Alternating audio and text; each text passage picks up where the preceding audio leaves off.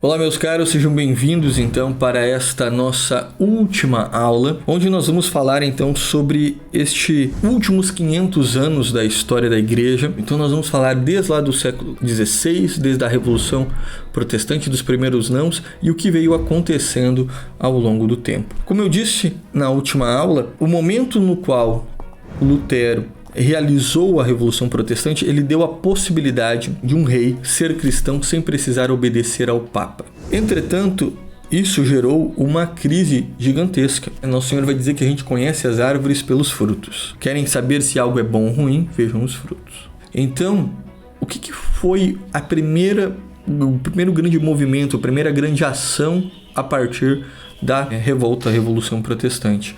Foi aquilo que nós vamos conhecer como a Grande Guerra dos 30 Anos, onde vários reinos cristãos começam a brigar entre si. Inicia guerras entre católicos, luteranos, calvinistas, presbiterianos, anglicanos, enfim, uma perseguição generalizada. Inclusive, a Grande Inquisição Protestante do século XVI, do século XVII, até mesmo do século XVIII, vai ser realizada por conta dessas perseguições a católicos nestes países que eram católicos e que agora se tornaram protestantes. É só nós vermos aquilo que aconteceu na Inglaterra. As pessoas não comentam isso, não falam disso, mas milhares de cristãos, mosteiros, igrejas, territórios católicos foram confiscados pelo Estado anglicano. Aquelas igrejas todas que vocês olham na Inglaterra, belíssimas, tudo aquilo foi construído pelo sangue e suor dos medievais e de católicos medievais que agora o Estado tinha tomado. A mesma coisa aconteceu com várias catedrais católicas da Alemanha que se tornaram luteranas. A Revolução Protestante não foi os caras saíram e abriram uma igreja do outro lado, né? Que nem é hoje, o fulano brigou com o pastor, abrir uma outra igreja do lado, na frente, pegou ali, alugou uma garagem e fez. Não era assim.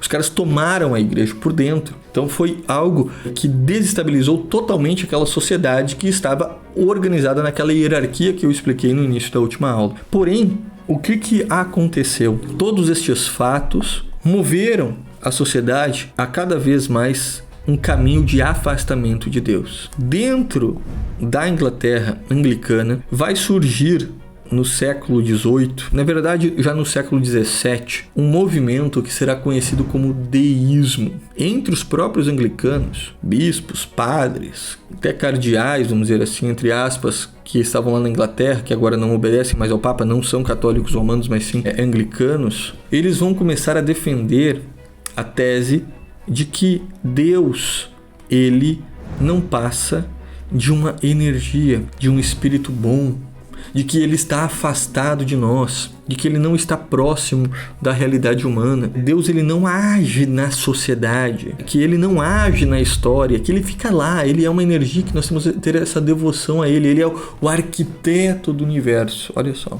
Exatamente por conta desse movimento, a Inglaterra, ela vai se afastar totalmente da verdade e vai iniciar um processo de várias ideias liberais e maçônicas. E essas ideias, elas começam a se expandir aos poucos pelo mundo, mas ainda era vista com muito receio. Exatamente nesse contexto que vai ter a aparição do Sagrado Coração de Jesus. Veja, o movimento deísta, ele defendia que Deus ele está afastado. O Sagrado Coração aparece para Santa Maria Margarida Alacoque e diz o seguinte: vejam, eu estou aqui, eu quero que vocês tenham devoção ao meu coração, ao meu Sagrado Coração. Pede para que a França seja consagrada. No século XVI, logo depois da Revolução Protestante, Deus não permitiu que isso ocorresse de qualquer forma, então ele chama um manco da Espanha, né, um manco da Espanha, que é Santo Inácio de Loyola, grande santo que funda a ordem jesuíta, e a ordem jesuíta vai ser a grande represa contra o avanço de todas essas ideias modernas malucas que começam a aparecer no século XVII e no século XVIII. Vai ser ela a responsável por realizar toda esta ação de proteção à igreja, e ela inicia então este comando, este mandato, essa evangelização, e vai fazer então com que a igreja ela se proteja e faça também com que muitos lugares que eram protestantes se convertessem ao catolicismo. Inclusive, os jesuítas eles eram proibidos pelos reis locais de ir até os lugares protestantes, né? Porque senão eles iam lá, eles convertiam a comunidade protestante inteira. Os jesuítas eles desempenharam este papel importantíssimo. Como essas ideias elas foram se expandindo, elas começaram a entrar no meio da nobreza e dos burgueses. Os burgueses, aqueles que tinham o poder econômico, viram nessas ideias deístas, liberais, de liberdade, de que Deus não existe poder espiritual, nós temos que tirar o poder espiritual, nós temos que ter um poder político apenas. Deus, ele existe, mas ele está lá, nós que precisamos governar. Eles começam a chegar até mesmo dentro da cabeça dos governantes. E essas ideias vão influenciar o pensamento de um dos indivíduos chamado Marquês de Pombal. Marquês de Pombal, ele vai governar Portugal no século XVIII e ele vai ter uma rixa muito grande com os jesuítas por causa de um padre específico, um santo padre da época, padre Gabriel Malagrida, que vai defender a tese da ação da providência divina na história e dizer que a causa do terremoto de Lisboa, ela é uma causa por conta dos pecados do rei Dom José I e das ideias liberais, maçônicas, deístas que estavam entrando na corte. E ele não gostava dele, inclusive vai criar um falso julgamento inquisitorial para matar o padre Gabriel Malagrida. O padre Gabriel Malagrida vai ser morto. Ele vai acabar realizando uma perseguição gigantesca aos jesuítas e ele, junto da corte espanhola, vão conseguir fazer com que o Papa da época, em 1774, dê a supressão da ordem jesuíta. Do momento que a ordem foi suprimida, se passaram 15 anos até a Revolução Francesa, ou seja, fica evidente de que quem estava impedindo o avanço dessas liberais eram os jesuítas. No momento que a ordem foi suprimida, bum, aconteceu então este problema da Revolução Francesa. A Revolução Francesa, ela ampliou o primeiro não, porque ela disse não a Cristo e sim a Deus. Mas que Deus era o Deus Moloch, era o Deus dinheiro, porque a partir daí a sociedade ela vai iniciar um processo cada vez mais afastado das coisas divinas e vai colocar como centro da sociedade a economia. É nesse mesmo contexto que nasce a Revolução Industrial. E a Revolução Industrial, apesar de ter trazido muitos avanços tecnológicos que auxiliaram na nossa vida, ela trouxe um grande dano, que foi uma mudança na cosmovisão das pessoas. As pessoas que antes eram teocêntricas, elas passaram no Renascimento a serem antropocêntricas e com a Revolução Industrial elas passaram a ser econocêntricas, colocar a economia no centro da sociedade. E isso foi um afastamento absurdo da ação da igreja dentro do mundo, porque a igreja ela foi escanteada, ela foi jogada de lado. A igreja passou a ser agora uma mera instituição. Ninguém mais dá bola para a igreja. Esse afastamento da sociedade, essas ideias liberais e políticas, essas ideias republicanas, elas vão dar base filosófica para uma nova corrente filosófica que vai surgir na Alemanha, no antigo Sacro Império Romano Germânico, que é o idealismo alemão. Kant, Hegel e Marx. E Marx é a conclusão destas revoltas e deste afastamento de Deus, porque ele vai defender que a igreja, ela precisa, não a igreja, mas Deus, ele precisa ser totalmente excluído da sociedade. E a Revolução Comunista, em 1917, 400 anos depois, exatos. Gente, as datas, elas não são à toa. Há um simbolismo em tudo isso. No Antigo Testamento é muito interessante nós vermos a cada geração as coisas que acontecem, a repetição de números. Então, exatos 400 anos, 1517 Revolução Protestante, 1917 ocorre a Revolução Comunista. E a Revolução Comunista ela é um marco, o que o padre Júlio Manvieri vai falar, de que a sociedade agora ela vai se afastar ainda mais da ação de Deus, porque ela vai dizer não a Deus e sim ao homem. Ou seja, vai colocar uma sociedade onde a economia, o prazer, a busca pelo prazer, ela seja o grande fim da sociedade humana. E essa busca desenfreada da sociedade por agradar as suas próprias vontades e não obedecer uma hierarquia espiritual, vai levar aos grandes maiores males do século XX, que foi a Primeira e a Segunda Guerra Mundial.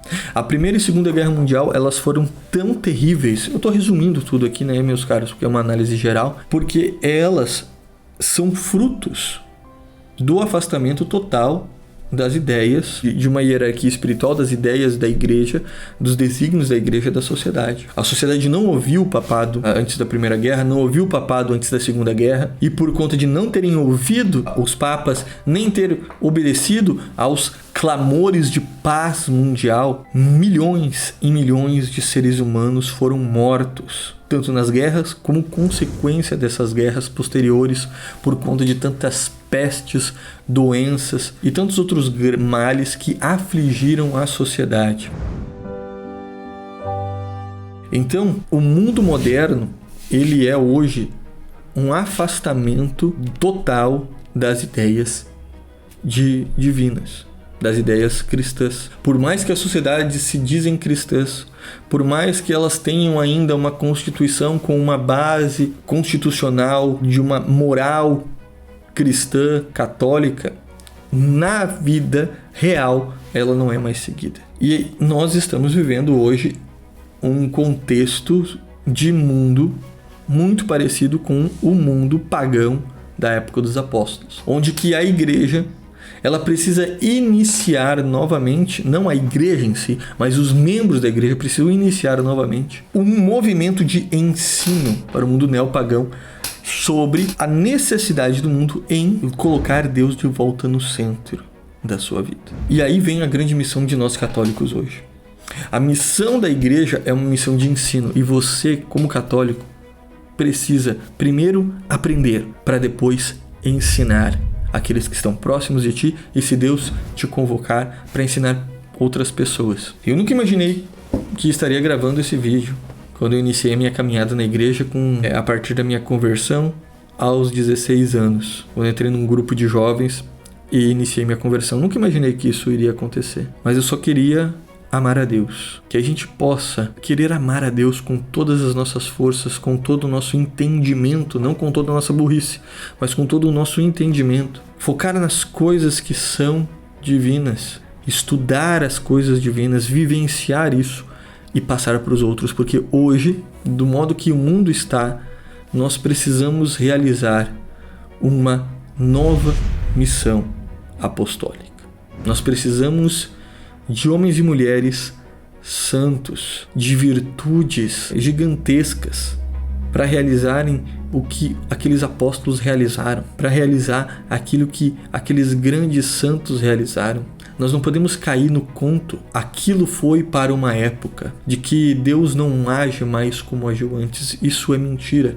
É mentira de um espírito pagão modernista. Nós precisamos reacender em nós esta vontade de levar o Evangelho a todas as nações, de ensinar as crianças, de ensinar as pessoas a respeito da verdade.